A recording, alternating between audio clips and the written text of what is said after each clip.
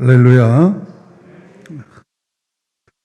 코로나 팬데믹 세계 대유행 이후에 두 번째 맞는 가을 추석입니다.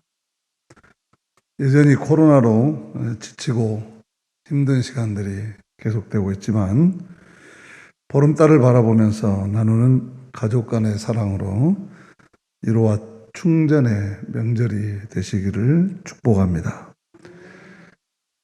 가을은 천고마비의 계절이라고 그러지요. 저는 천고마비라는 말을 이렇게 이해합니다. 하늘을 높이고 마음을 살찌우는 계절이다. 맑고 높은 하늘을 바라보면서 땅에 코박고만 살면서 좁아진 우리들의 마음을 더 넓히고 청결하게 해서 하늘에 계신 하나님을 마음이 청결한 자로 볼 수 있고, 또 독서의 계절에 영의 양식으로 충분히 채워서 우리의 마음을 살찌울 수 있는 그런 계절이 되어야 하겠습니다. 마음을 살찌우기 위해서는 하나님의 말씀을 더욱 가까이 하고 깊이 묵상해야 할 것입니다. 오늘 말씀은 예수님께서 메시아다, 구세주다 하는 입증을 보여달라 하는 무리들에게 예수님께서 그 어리석음을 탓하며 깨우치고 있는 말씀입니다.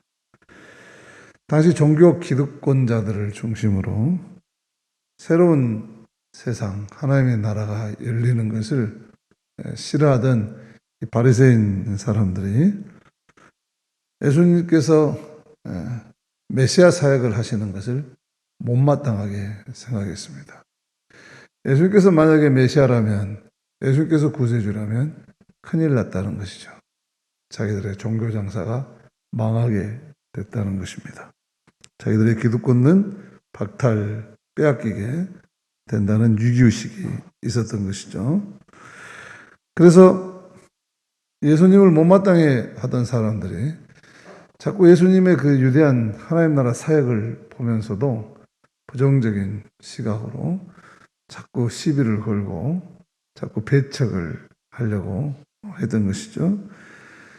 평생 귀신 들려서 말 못하고 살던 한많은 인생 고쳐줬는데도 축하는 못할 망정 바알셉을 귀신의 두목이 되어서 더 약한 귀신을 쫓아낸 거 아니냐, 소위 귀신 프레임을 씌워가지고 예수님의 사역을 모독하고 배척하는 것이죠. 아무리 이 땅에 좋은 일을 해도 이 땅에서 저놈 빨갱이야 해버리면, 빨갱이 프로그램을 씌워버리면 모든 정의로운 일들이 다 퇴색돼 버리고 다 모함되는 것과 마찬가지입니다. 이들이 보여달라는 표적은 초월적인 어떤 신비한 기적이 아니라 하나님께서 예수님을 보내셨다는 이 사인, 표징을 입증할 수 있는 그런 표징을 보여달라는 것입니다.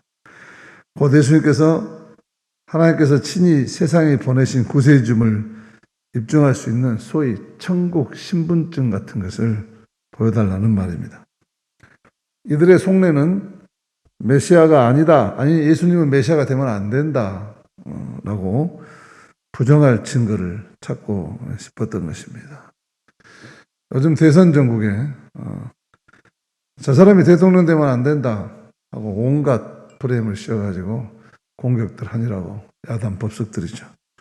없는 것도 있다 그러고 있는 것도 없다 그러고 아주 가짜 뉴스가 난무하고, 뻔한 국민들은 이미 판단하고 뻔한 거 보고 있는데도 이 언론들은 아주 국민들의 귀를 막고 눈을 멀게 하는데 기를 쓰고 있는 국민을 아주 개돼지로 보고 있는 우스운 광경들이 벌어지고 있습니다. 이때도 마찬가지입니다. 예수님은 이미 오병이어의 기적을 보여주었고 해당에서 손이 오그라든 사람을 고쳐주고 귀신 들려서 눈 멀고 말 못한 사람도 다 고쳐주었습니다. 이미 사람들이 놀랄 만한 모든 하늘로부터 오는 기적을 다 베풀었습니다. 그런데도 이것을 받아들일 수 없는, 또 받아들이면 안 되는 사람들이, 이 사람이 귀신의 두목 바알세불의 힘을 빌지 않고서는 귀신을 쫓아내지 못할 것이다 하고 애곡하고 비난했던 것이죠. 이들이 이미 충분히 이런 기적을 눈에 보았고 경험했음에도 불구하고 콩으로 매주를 써도 안 믿는다 하고 나선 것이죠.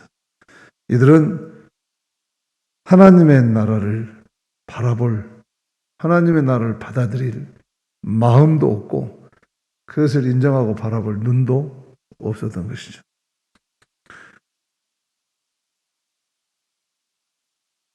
이들이 만약에 마음의 문을 열었더라면 이미 예수님이 메시아이심을 충분히 받아들여도 남을 만큼 많은 일들이 있었습니다.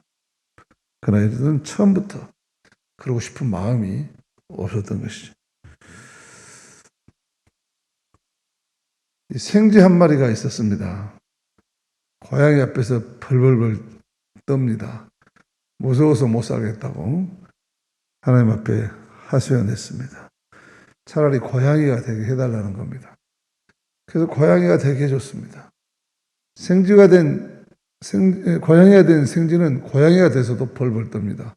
또 왜 그러냐 그랬더니 이제는 개가 무서워서 못 살겠다고 합니다. 그래서 개로 만들어줬습니다. 그래도 벌벌 떱니다.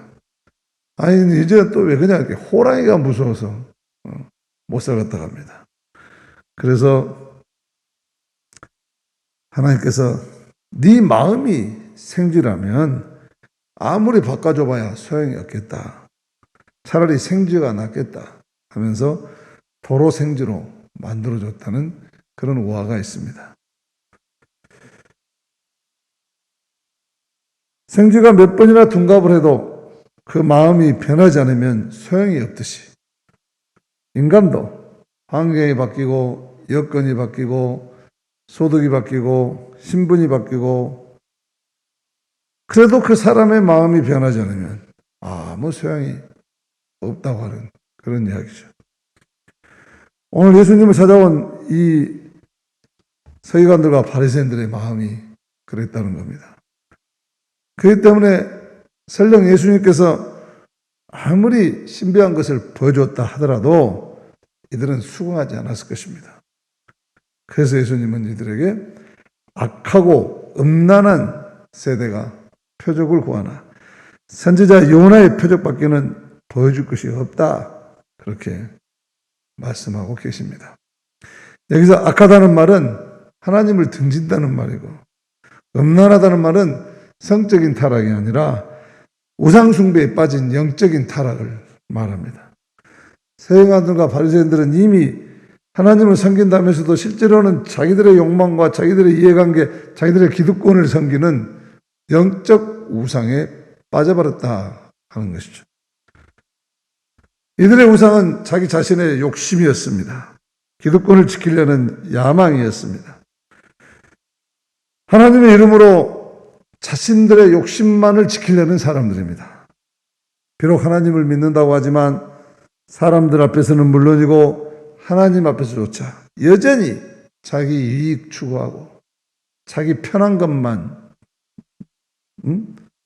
구하고 자기 욕심만 버리고 자기 것만 챙기고 이런 상태는 자기를 벗어나지 못하는, 아니 자기를 섬기는 자기 우상에 빠진 영적으로 타락한 음란한 사람이다, 그렇게 말한 것이죠. 이런 사람들에게는 요나의 표징밖에는, 요나의 표적밖에는 보여줄 것이 없다. 요나의 기적밖에는 보여줄 것이 없다.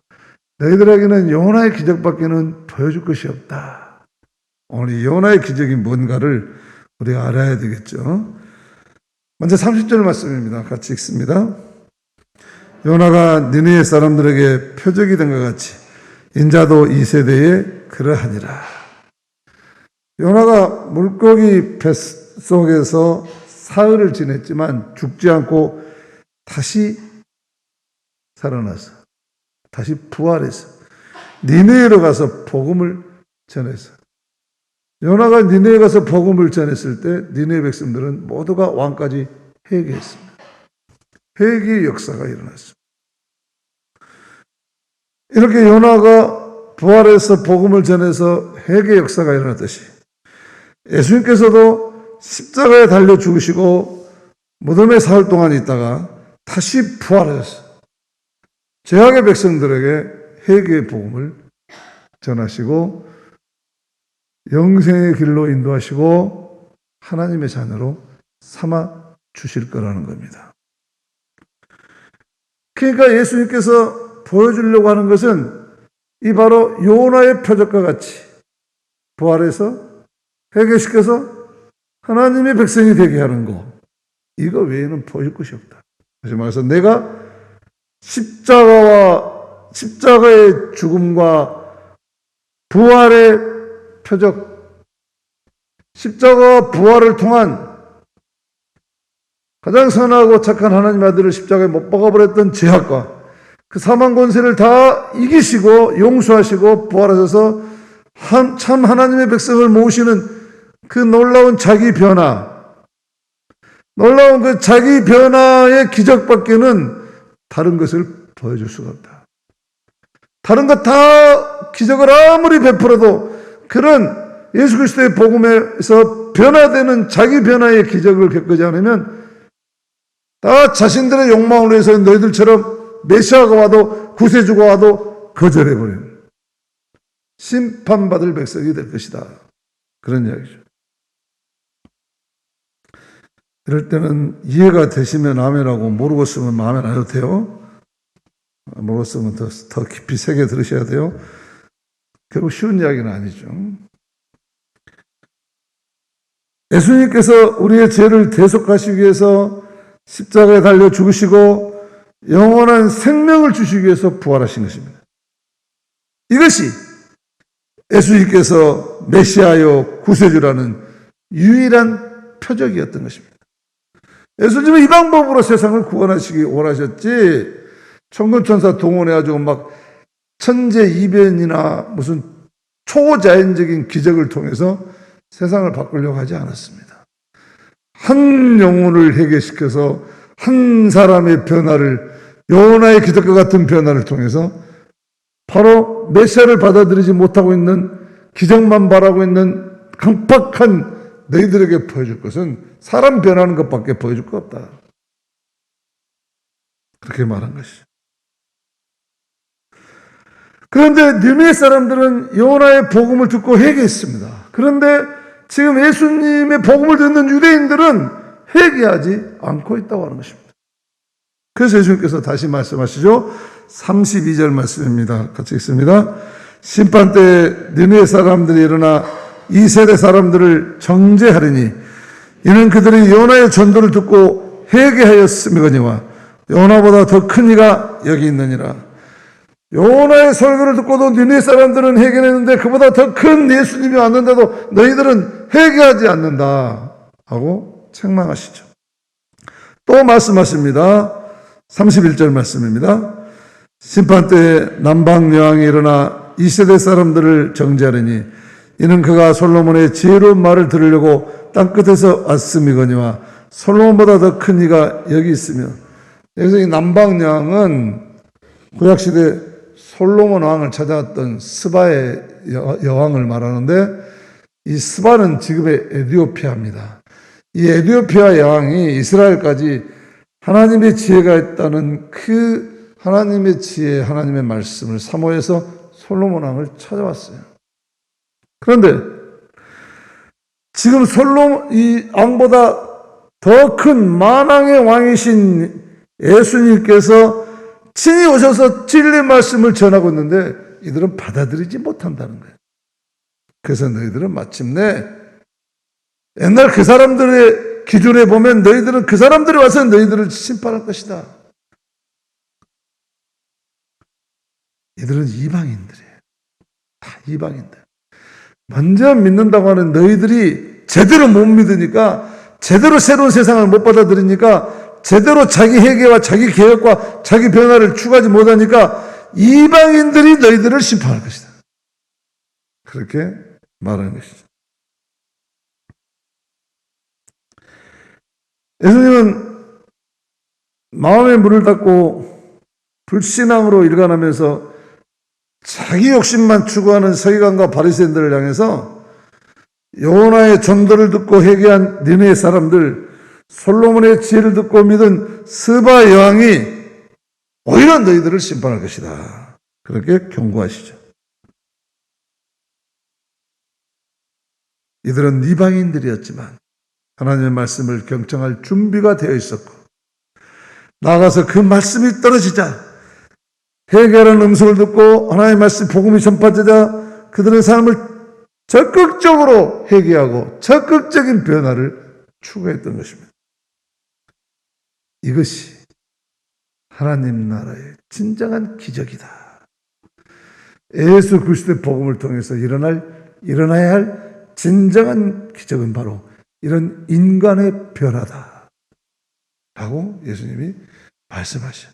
이것밖에는 너희들에게 이 강팍하고 이기적이고 이 패악한 음란하고 악한 세대에 요구할 것은 바로 이것밖에 없다. 너희들이 천재지변이 되고 뭐 돈벼락이 떨어지고 막 병이 낫고 무슨 막 이런 엄청난 막 그런 대박 터진다고 해서 너희들이 천국 갈 줄 아냐? 변할 것 같으냐? 아니다는 거예요. 너희들은 먼저 예수님께서 가져오신 하나님 나라의 복음을 듣고 진정으로 회개하고 자기 변화를 먼저 이루어야 한다. 이것밖에 더 보여줄 것이 없다. 그게 먼저니까. 우리를 거듭나게 하시고 우리를 거룩하게 변화시키기를 원하시니까. 이것이 가장 큰 기적이니까. 이것이 먼저 되면 모든 것은 다 변하게 되어 있고, 이것이 되면 모든 것이 다 형통하게 되어 있기 때문에 영혼이 잘된 같이 범사가 잘되리라는 말씀처럼 우리 영혼의 구원을 위해서 예수님은 이 기적을 보여줄 것밖에 없다. 그렇게 말씀하시는 거예요.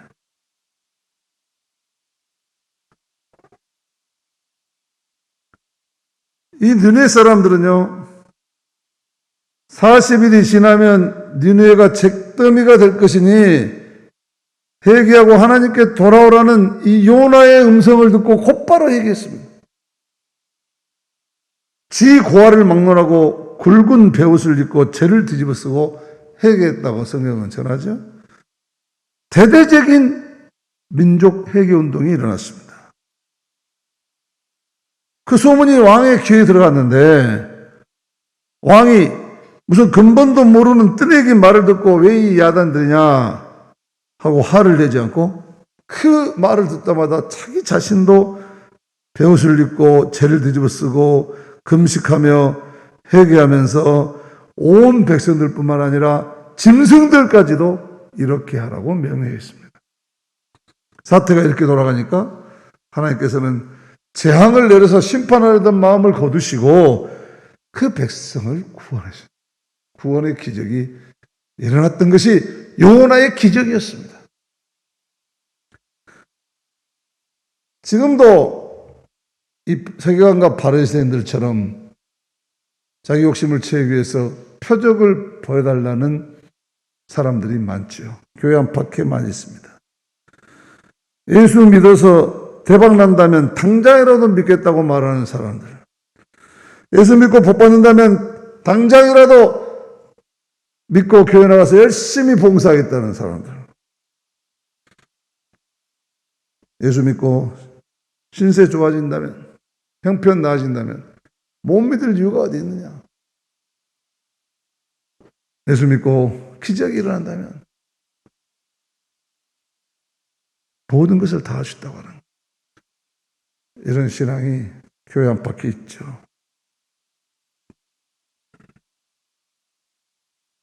유대인들과 바리새인들과 비슷한 기적을 요구하는 신앙입니다. 한탕주의 신앙이, 기복적인 신앙이, 뭔가 보여주면 믿겠다는 것이죠. 그런데 여러분, 우리가 알듯이 믿음이라는 것은 처음부터 보지 않는 것을 믿는 것입니다. 요즘은 보고도 못 믿는 세상입니다. 그러나 믿음을 가진 사람들은 보지 않고도 믿습니다. 그것이 믿음입니다. 예수께서 도마에게 그렇게 말씀하셨어요. 보지 않고 믿는 사람이 더 복되다. 믿으면 보이는 것입니다. 믿으면 하나님도 보이고 그 사람의 마음도 보이고 그 사람의 미래도 보이고 자기 인생의 앞날도 보입니다. 믿기 때문에. 보고 믿는 것이 아닙니다. 이런 보이지 않고 믿는 믿음이 없으면 보여줘도 안 믿습니다. 보여주고 들려주고 경험하고 만져주고 손에 쥐어줘도 안 믿기로 작정한 사람들은 절대 안 믿습니다. 고집불통이 아주 예태우죠. 뭔가를 보여줘야 하겠다. 그래야 믿는다는 사람들은 그러기 때문에 영원히 믿지 못합니다.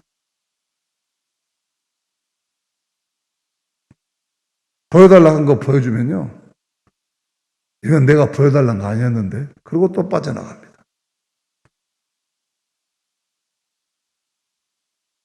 역사 이래로 수많은 학자들이 하나님의 존재를 증명하려고 애를 썼습니다. 그러나 사실은 그럴 필요가 없는 것이죠. 살아계신 하나님이 지가 없다고 해서 없고 있다고 해서 있는 그런 분이십니까? 늘 제가 얘기하지만 유한은 무한을 담을 수가 없습니다. 간장종기를 가지고 세숫대야를 어떻게 담습니까? 무한의 유한을 담아야 하는 것이죠. 무한하신 하나님의 그릇에 우리를 담아야 하는 것이죠. 유한한 조그만한 머리, 조그만한 가슴, 조그만한 이해를 가지고 어떻게 무한하시고 영원한 하나님의 생각과 말씀을 다 담습니까? 처음부터 불가능한 것입니다. 그저 무한하신 하나님 앞에 우리를 안기는 것이고 드리는 것이고 맡기는 것입니다. 그것이 믿음입니다. 하나님의 존재는 증명할 필요가 없습니다. 계시다고 믿는 사람들에게는 존재 자체가 증명할 필요가 없고 안 계시다고 믿는 사람들에게는 아무리 존재를 증명해줘도 안 믿습니다. 그렇기 때문에 하나님 존재를 증명할 필요가 없는 것입니다. 믿음은 그렇기 때문에 그냥 믿는 것이 무조건 믿는 것이지 거기에 조건을 달면 믿을 수가 없는 것입니다. 절대로 믿지 못합니다. 불쌍한 사람들. 세상에는 많은 사람들이 있습니다. 근데 딱 둘로 나눌 수 있습니다. 하나님이 살아계심을 믿는 사람과 하나님이 살아서 믿지 않는 사람 딱 두 개로 나눌 수 있습니다. 하나님을 믿는 사람들은 하나님의 말씀과 그 세계를 늘 사모하면서 하나님의 품성에 닿고자 노력하는 사람들이죠. 하나님을 믿지 않는 사람들은 세상에서 모범을 찾으려고 합니다. 돈 많이 번 사람, 권력 많이 가진 사람, 건강하게 산 사람, 유명해진 사람. 그러나 은혜가 없는, 하나님의 은혜가 없는 세상의 다른 것을 모방한다고 하는 것이 얼마나 불쌍하고 또 초라한 것입니까? 애타는 것이. 우리가 전도를 해보면 그래서 칼빈은 자기가 처음부터 하나님은 믿는 사람 안 믿는 사람 다 예정해 놨다 해서 애동론을 말한 것이 아닙니다. 자기가 목회를 하면서 신학을 하면서 사람들을 복음을 전하면서 보니까 이거 태초부터 믿음의 사람은 하나님의 사람들로 믿음의 사람들은 이미 예정해 놓았구나. 안 믿는 사람들은 콩으로 매주를 쓴다 해도 절대 안 믿는구나. 그래서 애종론을 말했습니다. 인간은 하나님께서 만세전부터 택해서 믿음의 백성으로 선택한 백성이 있고 그렇지 않는 세상에 사람이 있는데 결국 선과 악의 사람으로 구별된다. 그렇게 말한 거예요. 여러분 전도하면서 너무 실망할 필요 없어요. 전도하면요, 우리 박대원 집사처럼 금방 와서 예수 믿는 사람 있지만요, 동네 어떤 사람처럼 죽어라고 20년 전도해도 교회 안 오는 사람이 있어요. 왜 그렇습니까? 칼빈에 의하면 자기가 해봤더니 하나님이 예정해놓은 사람이 있더라는 거예요. 계기가 되지 않아서, 전하지 않아서, 그게 믿음의 씨앗이 발화가 되지 못해서 영의 눈을 뜨지 못한 사람이 물론 많습니다. 그렇기 때문에 우리가 전도해야 될 책임이 있는 겁니다. 그러나 그 결과는 하나님이 예정하신 사람들을 하나님이 세우시고 하나님이 부르실 줄로 믿습니다. 그러니까 전도하다가 낙심하지 말라는 거예요. 그냥 안 받아들이면 털고 나오라잖아요. 불쌍한 사람들이라고 생각하면 돼요. 때로는 또한 선하게 살고 하나님의 말씀대로 살다가 핍박을 당하고 어려움을 당하고 손해보고 해도 억울할 필요는 하나도 없어요. 억울할 필요 없어요. 왜? 하나님께서 이미 그런 사람, 오늘 성경 말씀처럼 니느웨 백성이 스바의 왕이 심판 때 그들을 심판할 거니까.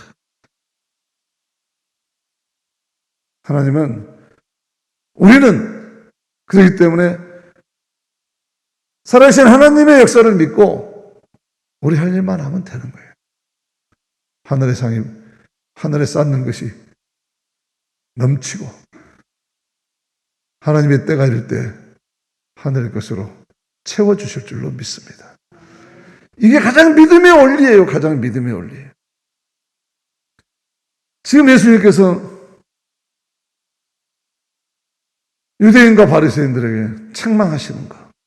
먼저 믿는다고 하면서 너희들은 아직도 자기 해결을 갖지 못하고 자기 중심에 살아가느냐? 너희들은 이방인들이 보다 못한 인간들이다. 그 이방인들도 하나님의 백성을, 하나님의 복음을 듣고 회개하고 복음을 받아들여 하나님의 백성이 되었는데 나는 바로 이런 기적을 보여주러 왔다. 이것밖에는 보여줄 것이 없다. 그렇게 말하는 것입니다. 20세기 최고의 물리학자이고 과학자인 알버트 아인슈타인이 이런 말을 했어요. 인생에는 두 가지 300개 없다. 한 가지는 기적 같은 것은 없다고 믿는 삶이고 또 한 가지는 모든 것이 기적이라고 믿는 삶이다. 내가 생각하는 인생은 후자이다. 온 우주의 운행 원리를 파헤친 이 과학자가 그 모든 것을 상대성 원리를 비롯한 모든 우주 천재 원리를 발견한 것보다도 그 모든 것을 통해서 인간의 삶 자체의 모든 것은 다 하나님의 기적이라고 발견했다고 하는 것이 더 큰 것을 발견한 겁니다. 그의 믿음과 그의 겸손과 그의 신앙이 그저 놀라울 뿐이죠. 성경에는 많은 기적이 있습니다. 이 많은 기적들은 바로 이 성경을 읽고 받아들이는, 믿음으로 받아들이는 내 자신의 회개와 변화를 위한 시청과 교육 자료일 뿐입니다. 말씀과 진리의 권위를 증명하게 보여주는 하늘로부터 온 표적들, 하나님의 은혜인 것입니다. 그런데 믿지 않으려고 작정하면 성경에 나온 모든 기적들, 병 낫고 귀신이 물러가고 가난이 회복되고 또 이런 악한 자가 선량한 주님의 제자로 변화되고 이런 기적들 보고도 안 믿는 거고 또 이 믿음이 없는 사람들은 자기 자신에게 병 낫고 가난이 물러가고 못 낳던 아이를 낳고 악한 자가 선량하게 변화하고 하는 기적을 스스로 체험하고 보기도 하고 만지기도 하면서도 예수 그리스도를 믿거나 섬기지 않습니다. 이런 사람은 뭐라 하냐면 우연히 그랬다고, 우연히, 또는 운이 좋아서 그렇게 되고 뭐 팔자가 좋아서 그렇게 됐다고 치부해버려요. 하나님께서 예정하신 사람들은 그렇게 하지 않습니다. 이들은 하나님의 말씀으로 회개하고 진정한 믿음을 가진 사람들은 이런 예수 그리스도께서 보여주는 성령께서 이루어진 진정한 기적을 체험한 사람들은 오히려 숨을 쉬는 모든 순간마다 다 하나님의 은혜이고 만지는 것, 접하는 것, 살아가는 것, 하루하루가 매 순간순간이 모든 것이 하나님의 은혜요 기적인 줄 알고 감사하는 사람들입니다.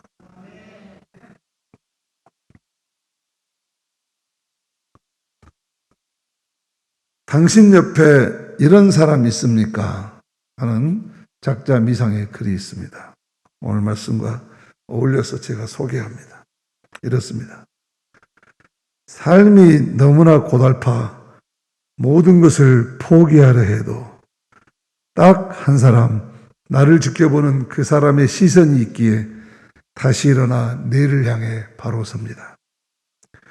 속은 일이 하도 많아 이제는 모든 것을 의심하면서 살아야겠다고 다짐하지만 딱 한 사람, 나를 믿어주는 그 사람의 얼굴이 떠올라 그동안에 쌓인 의심 걷어내고 다시 믿기로 합니다. 아프고 슬픈 일이 너무 많아 눈물만 흘리고 살아갈 것 같지만 딱 한 사람, 나를 향해 웃고 있는 그 사람의 해맑은 미소가 떠올라 흐르는 눈물 닦고 조용히 혼자 웃어봅니다. 사람들의 멸시와 조롱 때문에 이제는 아무 일도 할 수 없을 것 같지만 딱 한 사람, 나를 인정해주고 격려해주는 그 사람 목소리가 귓가에 맴돌아 다시 용기를 내어 새 일을 시작합니다. 세상을 향한 불평의 소리들 높아 나도 같이 불평하고 살고 싶지만 딱 한 사람, 항상 감사하면서 살아가는 그 사람의 평화가 그리워 모든 불평 잠재우고 다시 감사의 목소리를 높입니다. 진실로 한 사람을 사랑하는 것은 온 세상을 사랑하는 것이요 온 세상의 모든 사랑도 결국 한 사람을 통해 찾아옵니다. 당신 옆에 이런 사람 있습니까? 그러면 당신은 행복한 사람입니다. 여러분에게 이 딱 한 사람 누구입니까? 예수님은 오늘 말씀을 마치시면서 솔로몬보다도 더 큰 이가 여기 있다고 말합니다. 누구보다도 더 많이 사랑하는 사람, 인류에 대해 더 큰 책임감을 느끼는 사람, 할 수 있는 한 자신을 송두리째 내어주려 하는 사람. 이런 의미에서 예수님은 더 크고 위대한 분이셨습니다. 그리고 우리는 이 예수님의 크고 위대한 삶에 초청된 하나님의 백성들입니다. 하나님 나라에서 큰 사람은 남을 괴롭혀서라도 자기가 원하는 바를 손에 넣는 사람이 아니라 자기가 바라는 바를 포기하더라도 남을 해롭게 하지 않고 세우려는 사람입니다. 경쟁이 심화되는 세상에서 이렇게 사는 사람은 좀 모질하게 보이고 바보스럽게 보일 수도 있습니다. 그러나 손해를 좀 보는 한이 있더라도 이렇게 예수님 뒤를 따르는 사람들이 더 크고 위대한 사람이고 더 크고 위대한 삶을 살아내는 사람입니다. 이 시대 참 살맛이 나지 않는 밋밋한 시대가 됐습니다. 진정으로 더 크고 위대한 삶의 맛을 잃어버린 탓이 아니겠습니까?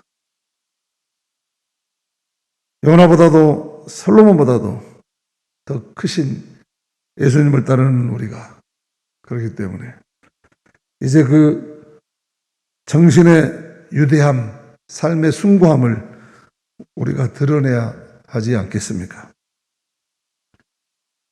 우리 스스로가 하늘로부터 오는 표징이 되어서 하나님의 살아계심을 증거해야 하지 않겠습니까? 믿지 않는 사람들은 성경이 없습니다.